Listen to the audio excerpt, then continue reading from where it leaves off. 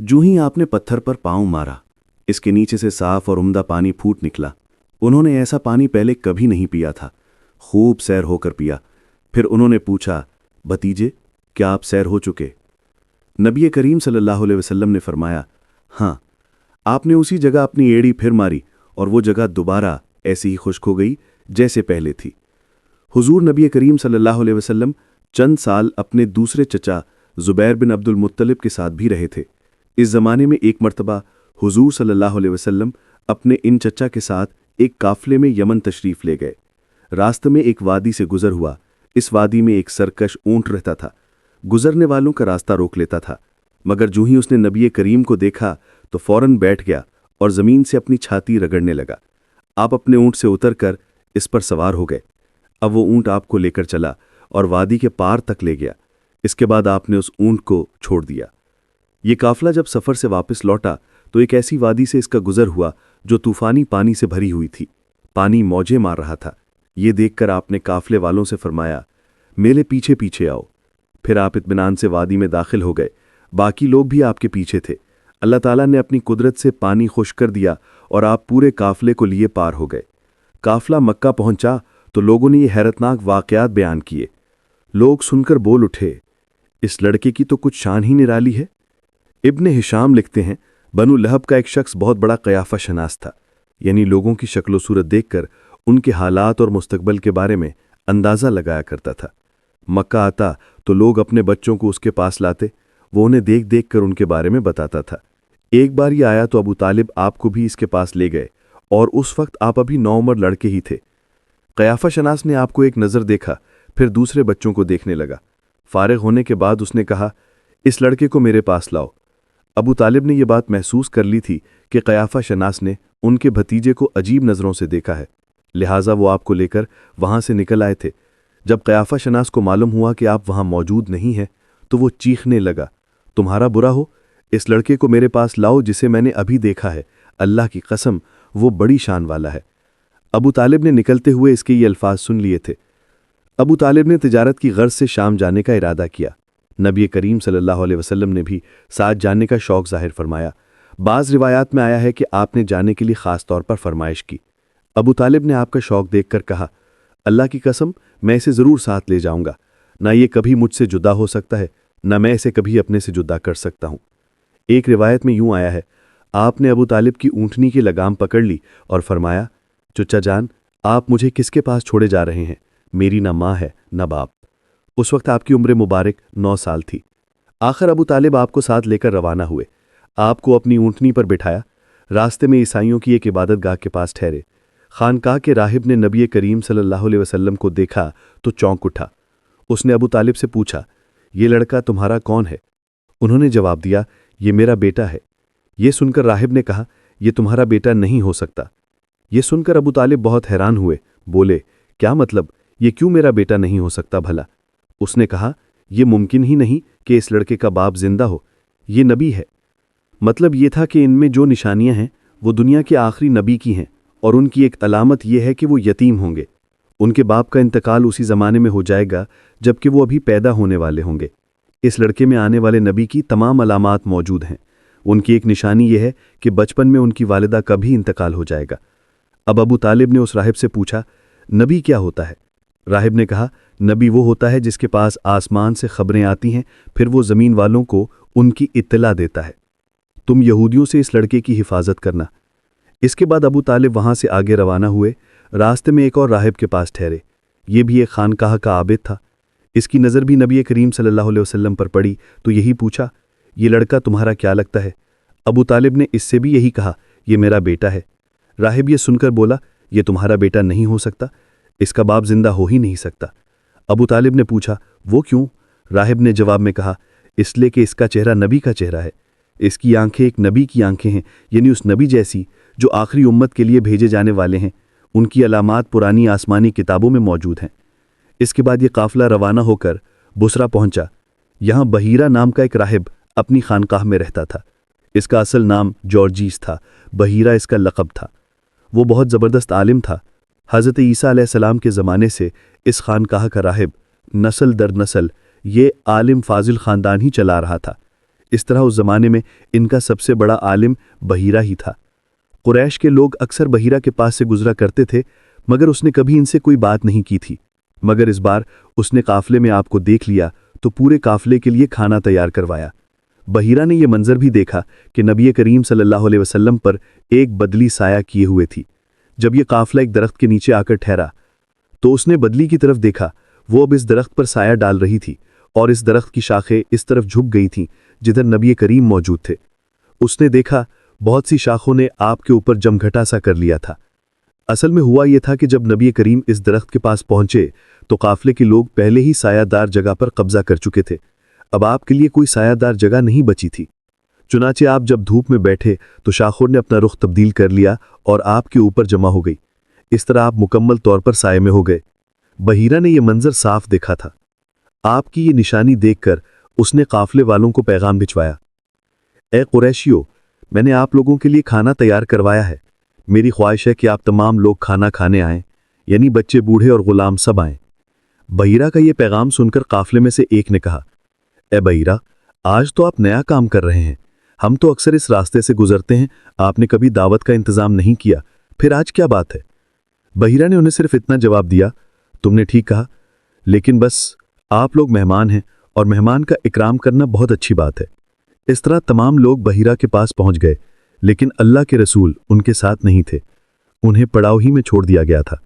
आपको काफले के साथ इसलिए नहीं ले जाया गया था कि आप कम उम्र थे। अब वहीं दरख्त के नीचे बैठ गए।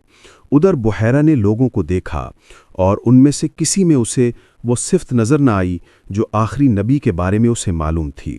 ना उनमें से किसी पर वो बदली नज़र आई, बल्कि उसने अजीब बात देखी कि वो बदली वहीं पड़ाव की जगह पर ही रह गई थी।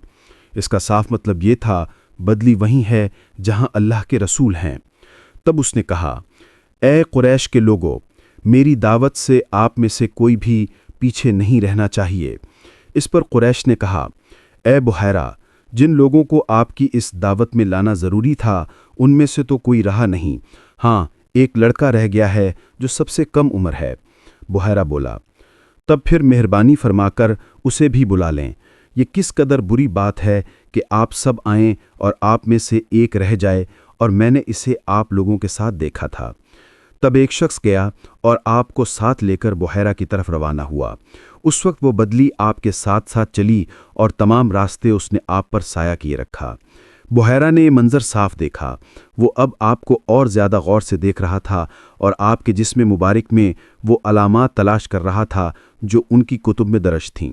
जब लोग खाना खा चुके और इधर उधर हो गए, तब बुहैरा आपके पास आया और बोला, मैं लात और उज़ी के नाम पर आपसे चंद बातें पूछना चाहता हूँ। जो मैं पूछूं आप मुझे बताएं। उसकी बात सुनकर आपने फरमाया, लात और उज़ी बुतों के नाम हैं। बुतों के नाम पर मुझसे कुछ न पूछो, अल्लाह की कसम मुझे सबसे ज़्यादा नफ़रत इन्हीं से है। अब बुहैरा बोला, अच्छा तो फिर अल्लाह के नाम पर बताएं जो मैं पूछना चाहता हूँ। तो आपने फरमाया, पूछो क्या पूछना है। उसने बहुत से सवालात किए, आपकी आदात के बारे में पूछा। इसके बाद उसने आपकी कमर पर से कपड़ा हटाकर मोहरे नबूवत को देखा।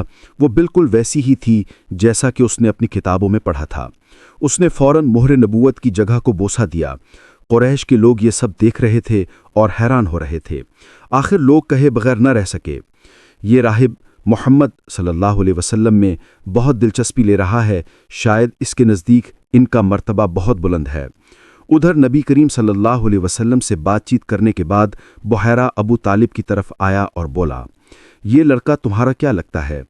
अबू तालिब ने कहा, ये मेरा बेटा है।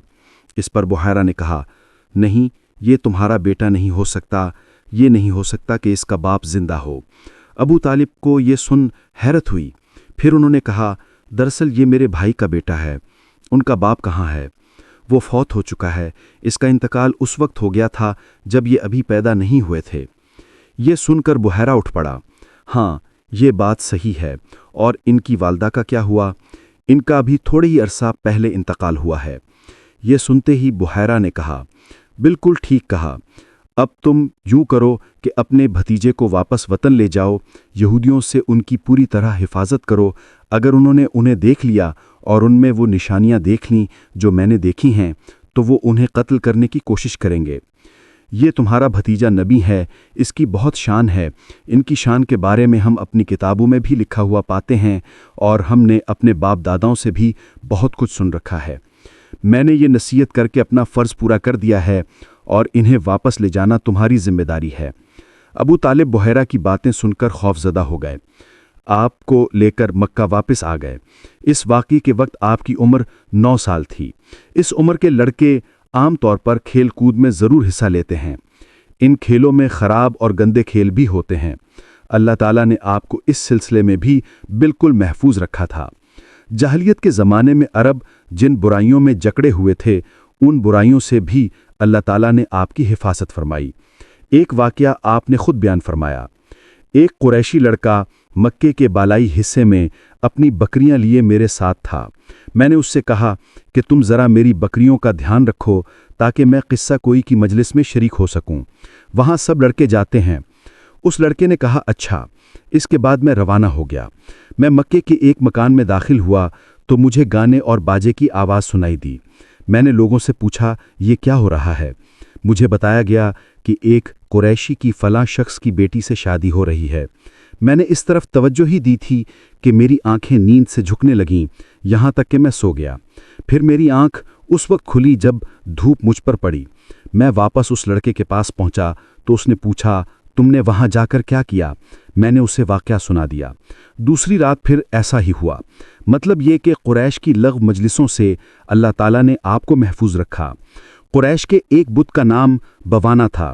قریش ہر سال اس کے پاس حاضری دیا کرتے تھے، اس کی بے حد عزت کرتے تھے، اس کے پاس قربانی کا جانور ذبح کرتے، سر منڈاتے، سارا دن اس کے پاس اعتکاف کرتے۔ ابو طالب بھی اپنی قوم کے ساتھ اس بت کے پاس حاضری دیتے۔ اس موقع کو قریش عید کی طرح مناتے تھے۔ ابو طالب نے نبی کریم صلی اللہ علیہ وسلم سے کہا بھتیجے آپ بھی ہمارے ساتھ عید میں شریک ہوں۔ آپ نے انکار فرما دیا۔ ابو طالب ہر سال آپ کو شریک ہونے کے لیے کہتے رہے لیکن آپ ہر بار انکار ہی کرتے رہے۔ آخر ایک بار ابو طالب کو غصہ آ گیا۔ آپ کی پھوپھیوں کو بھی آپ پر بے تحاشا غصہ آیا۔ وہ آپ سے بولیں تم ہمارے معبودوں سے اس طرح بچتے ہو اور پرہیز کرتے ہو، ہمیں ڈر ہے کہ تمہیں کوئی نقصان نہ پہنچے۔ انہوں نے یہ بھی کہا محمد آخر تم عید میں کیوں نہیں شریک ہوتے؟ ان کی باتوں سے تنگ آ کر آپ ان کے پاس سے اٹھ کر کہیں دور چلے گئے۔ اس بارے میں آپ فرماتے ہیں میں جب بھی بوانا یا کسی اور بت کے نزدیک ہوا میرے سامنے ایک سفید رنگ کا بہت قداور آدمی ظاہر ہوا۔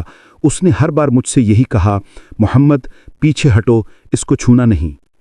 خانہ کعبہ میں تانبے کے 2 بت تھے، ان کے نام اصاف اور نائلہ تھے۔ طواف کرتے وقت مشرک برکت حاصل کرنے کے لیے ان کو چھوا کرتے تھے۔ حضرت زید بن حارثہ رضی اللہ عنہ فرماتے ہیں ایک مرتبہ آپ صلی اللہ علیہ وسلم بیت اللہ کا طواف کر رہے تھے، میں بھی آپ کے ساتھ تھا۔ جب میں طواف کے دوران ان بتوں کے پاس سے گزرا تو میں نے بھی ان کو چھوا۔ نبی پاک صلی اللہ علیہ وسلم نے فوراً فرمایا ان کو ہاتھ مت لگاؤ۔ اس کے بعد ہم طواف کرتے رہے۔ میں نے سوچا ایک بار پھر بتوں کو چھونے کی کوشش کروں گا تاکہ پتہ تو چلے ان کو چھونے سے کیا ہوتا ہے اور آپ نے کس لیے مجھے روکا ہے۔ چنانچہ میں نے ان کو پھر چھو لیا۔ تب آپ نے سخت لہجے میں فرمایا کیا میں نے تمہیں ان کو چھونے سے منع نہیں کیا تھا؟ اور میں قسم کھا کر کہتا ہوں نبی پاک صلی اللہ علیہ وسلم نے کبھی بھی کسی بت کو نہیں چھوا، یہاں تک کہ اللہ نے آپ کو نبوت عطا فرما دی اور آپ پر وحی نازل ہونے لگی۔ اسی طرح اللہ تعالیٰ حرام چیزوں سے بھی آپ کی حفاظت فرماتے تھے۔ مشرک بتوں کے نام پر جانور قربان کرتے تھے، پھر یہ گوشت تقسیم کر دیا جاتا تھا یا پکا کر کھلا دیا جاتا تھا، لیکن آپ نے کبھی بھی ایسا گوشت نہ کھایا۔ خود آپ نے ایک بار ارشاد فرمایا میں نے کبھی کوئی ایسی چیز نہیں چکھی جو بتوں کے نام پر ذبح کی گئی ہو، یہاں تک کہ اللہ تعالیٰ نے مجھے نبوت عطا کر دی۔ اسی طرح آپ سے پوچھا گیا کہ آپ نے بچپن میں کبھی بت پرستی کی؟ آپ نے ارشاد فرمایا نہیں۔ آپ سے پھر پوچھا گیا آپ نے کبھی شراب پی؟ جواب میں ارشاد فرمایا نہیں، حالانکہ اس وقت مجھے معلوم نہیں تھا کہ کتاب اللہ کیا ہے اور ایمان یعنی تفصیل کیا ہے۔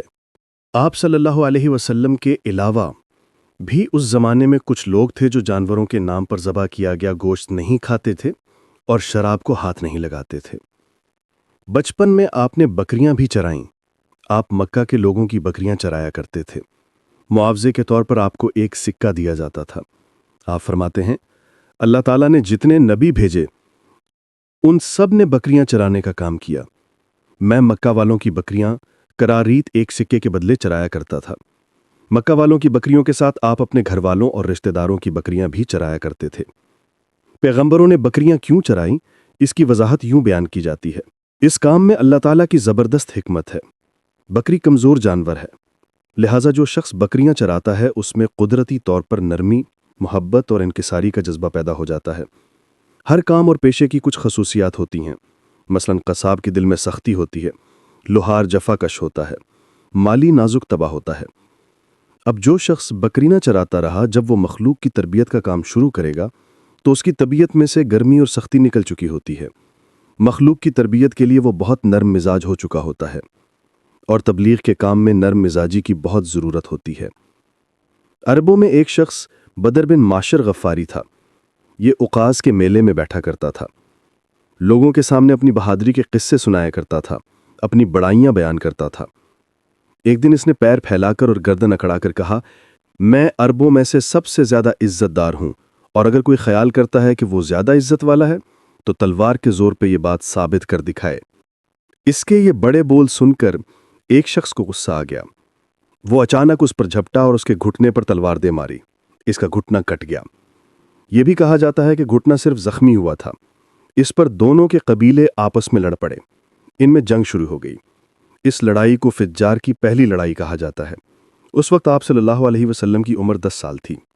سیرت النبی کی اگلی قسط جلد حاصل کرنے کے لیے ریئیکٹ کریں۔ فجار کی ایک اور لڑائی بنو عامر کی ایک عورت کی وجہ سے ہوئی۔ اس میں بنو عامر بنو کنانہ سے لڑے، کیونکہ کنانہ کے ایک نوجوان نے اس قبیلے کی کسی عورت کو چھیڑا تھا۔ فجار کی تیسری لڑائی بھی بنو عامر اور بنو کنانہ کے درمیان ہوئی۔ یہ لڑائی قرض کی ادائیگی کے سلسلے میں ہوئی۔ ان فجار کی تینوں لڑائیوں میں نبی پاک صلی اللہ علیہ وسلم نے کوئی حصہ نہیں لیا۔ البتہ فجار کی چوتھی لڑائی میں آپ صلی اللہ علیہ وسلم نے شرکت فرمائی تھی۔ عربوں کے ہاں 4 مہینے ایسے تھے کہ ان میں کسی کا خون بہانا جائز نہیں تھا۔ یہ مہینے ذی القعدہ، ذی الحج، محرم اور رجب تھے۔ یہ لڑائیاں چونکہ حرمت کے مہینوں میں ہوئیں، اس لیے ان کا نام فجار کی لڑائیاں رکھا گیا۔ فجار کا معنی ہے گناہ، یعنی یہ لڑائیاں ان کا گناہ تھا۔ چوتھی لڑائی جس میں نبی کریم صلی اللہ علیہ وسلم نے بھی حصہ لیا، اس کا نام فجار بر ہے۔ یہ لڑائی اس طرح شروع ہوئی۔ قبیلہ بنو کنانہ کے براز نامی ایک شخص نے ایک آدمی عروہ کو قتل کر دیا۔ عروہ کا تعلق قبیلہ حوازن سے تھا۔ یہ واقعہ حرمت والے مہینے میں پیش آیا۔ براز اور عروہ کے خاندان یعنی بنو کنانہ اور حوازن اس وقت اقاز کے میلے میں تھے۔ وہیں کسی نے بنو کنانہ کو یہ خبر پہنچا دی کہ براز نے عروہ کو قتل کر دیا ہے۔ یہ خبر سن کر بنو کنانہ کے لوگ پریشان ہوئے کہ کہیں میلے میں ہی حوازن کے لوگ ان پر حملہ نہ کر دیں۔ اس طرح بات بہت بڑھ جائے گی، چنانچہ وہ لوگ مکہ کی طرف بھاگ نکلے۔ حوازن کو اس وقت تک خبر نہیں ہوئی تھی۔ انہیں کچھ دن یا کچھ وقت گزرنے پر خبر ہوئی۔ یہ بنو کنانہ پر چڑھ دوڑے، لیکن بنو کنانہ حرم میں پناہ لے چکے تھے۔ عربوں میں حرم کے اندر خون بہانا حرام تھا، اس لیے حوازن رک گئے۔ اس دن لڑائی نہ ہو سکی، لیکن دوسرے دن بنو کنانہ کے لوگ خود ہی مقابلے کے لیے باہر نکل آئے۔ ان کی مدد کرنے کے لیے قبیلہ قریش بھی میدان میں نکل آیا۔ اس طرح فجار کی یہ جنگ شروع ہوئی۔ یہ جنگ 4 یا 6 دن تک جاری رہی۔ اب چونکہ قریش بھی اس جنگ میں شریک تھے، لہٰذا آپ کے چچا آپ کو بھی ساتھ لے گئے، مگر آپ نے جنگ کے سب دنوں میں لڑائی میں حصہ نہیں لیا۔ البتہ جس دن آپ میدان جنگ میں پہنچ جاتے تو بنو کنانہ کو فتح ہونے لگتی، اور جب آپ وہاں نہ پہنچتے تو انہیں شکست ہونے لگتی تھی۔ آپ نے اس جنگ میں صرف اتنا حصہ لیا کہ اپنے چچا کو تیر پکڑاتے رہے اور بس۔ 6 دن کی جنگ کے بعد بھی کوئی فیصلہ نہ ہو سکا۔ آخر دونوں گروہوں میں صلح ہو گئی، لیکن یہ کافی خون خرابے کے بعد ہوئی تھی۔ اس جنگ کے فوراً بعد حلف الفضول کا واقعہ ہوا۔ یہ واقعہ اس طرح ہوا کہ قبیلہ زبید کا ایک شخص اپنا کچھ مال لے کر مکہ آیا۔ اس سے یہ مال عاص بن وائل نے خرید لیا۔ یہ عاص بن وائل مکہ کے بڑے لوگوں میں سے تھا، اس کی بہت عزت تھی۔ اس نے مال تو لے لیا لیکن قیمت ادا نہیں کی۔ زبیدی اس سے اپنی رقم کا مطالبہ کرتا رہا، لیکن عاص بن وائل نے رقم ادا نہیں کی۔ اب یہ زبیدی شخص اپنی فریاد لے کر مختلف قبیلوں کے پاس گیا۔ ان سب کو بتایا کہ عاص بن وائل نے اس پر ظلم کیا ہے، لہٰذا اس کی رقم دلوائی جائے۔ اب چونکہ آس مکہ کے بڑے لوگوں میں سے تھا، اس لیے ان سب لوگوں نے آس کے خلاف اس کی مدد کرنے سے انکار کر دیا، الٹا اسے ڈانٹ ڈپٹ کر واپس بھیج دیا۔ جب زبیدی نے ان لوگوں کی یہ حالت دیکھی تو دوسرے دن صبح سویرے وہ ابو قیس نامی پہاڑی پر چڑھ گیا۔ قریش ابھی اپنے گھروں میں ہی تھے۔ اوپر چڑھ کر اس نے بلند آواز سے چند شعر پڑھے، جن کا خلاصہ یہ ہے: اے فہر کی اولاد، ایک مظلوم کی مدد کرو جو اپنے وطن سے دور ہے اور جس کی تمام پونجی اس وقت مکہ کے اندر ہی ہے۔ اس زبیدی شخص کی یہ فریاد آپ صلی اللہ علیہ وسلم کے چچا زبیر بن عبد المطلب نے سن لی۔ ان پر بہت اثر ہوا۔ انہوں نے عبداللہ بن جدعان کو ساتھ لیا اور اس آدمی کی مدد کے لیے اٹھ کھڑے ہوئے۔ پھر ان کے ساتھ بنو ہاشم، بنو زہرہ اور بنو اسد کے لوگ بھی شامل ہو گئے۔ یہ سب عبداللہ بن جدعان کے گھر جمع ہوئے۔ یہاں ان سب کو کھانا کھلایا گیا۔ اس کے بعد ان سب سے خدا کے نام پر حلف لیا گیا۔ حلف کے الفاظ یہ تھے: ہم ہمیشہ مظلوم کا ساتھ دیتے رہیں گے اور اس کا حق اسے دلاتے رہیں گے۔ اس حلف کا نام حلف الفضول رکھا گیا۔ اس عہد اور حلف کے موقع پر اللہ کے رسول صلی اللہ علیہ وسلم بھی قریش کے ساتھ موجود تھے۔